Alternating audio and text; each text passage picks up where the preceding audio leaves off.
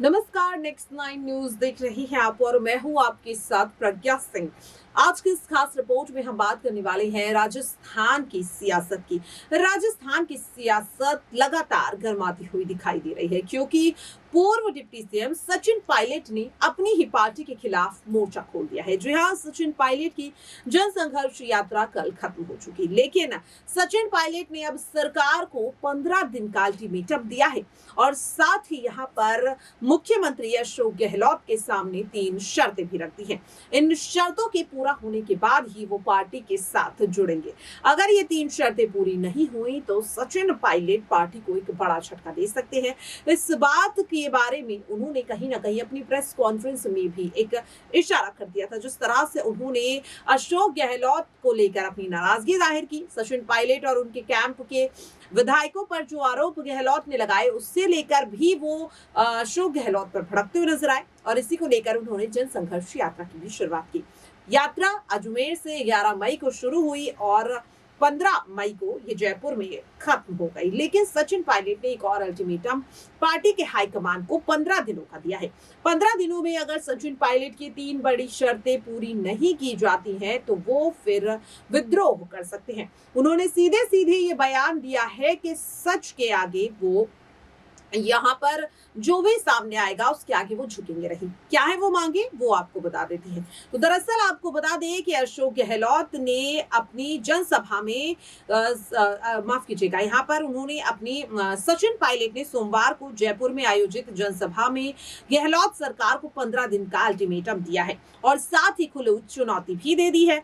Pilot ने कहा, अगर सरकार ने पेपर लीक से हुए प्रभावित अभ्यर्थियों को मुआवजा नहीं दिया तो वो एक बड़ा आंदोलन करेंगे, वो विद्रोह कर देंगे। इसके साथ जो दूसरी शर्त, वसुंधरा राजे सरकार में हुए भ्रष्टाचार की अगर जांच नहीं कराई गई तो वो सरकार के खिलाफ एक आंदोलन कर सकते हैं जो बड़ा आंदोलन होगा।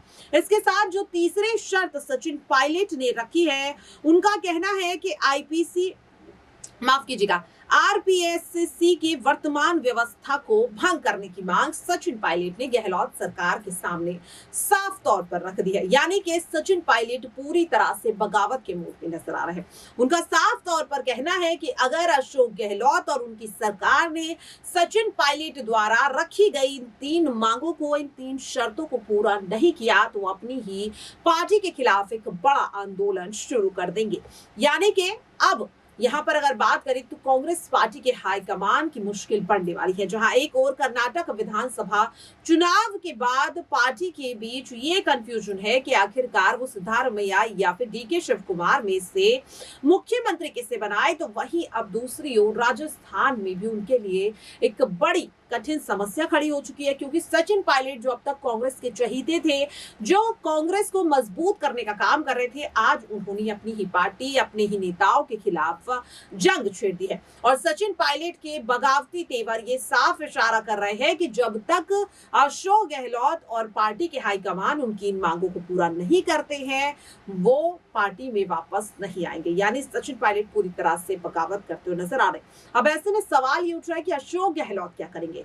क्या वो सचिन पायलट की इन 3 बड़ी शर्तों को पूरा कर देंगे या फिर वो अपने पद से इस्तीफा दे देंगे? क्योंकि विधानसभा चुनाव में बेहद ही कम वक्त बचा है। ऐसे में सचिन पायलट की ये बगावती तेवर कहीं ना कहीं अशोक गहलोत की कुर्सी पर खतरा बनकर मंडरा रही है।